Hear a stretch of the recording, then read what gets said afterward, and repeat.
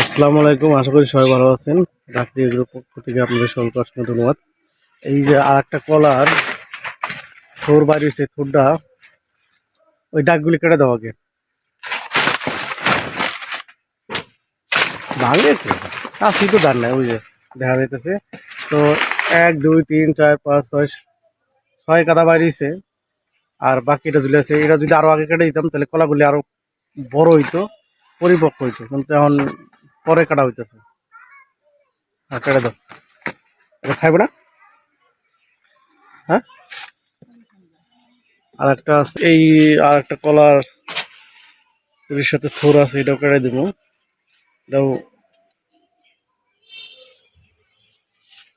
থোর আছে, আর কিচ্ছু নেই। আর নিচেতে কেটে দিব, এটা গাছে পানি মতো, এটা আর খাওয়া যাবে না, শেষ। কমেন্টে জানাবেন এই থোর খাইলে কি কি উপকার হয়। আমরা খাই না, বেশিরভাগই ফলাই দিই।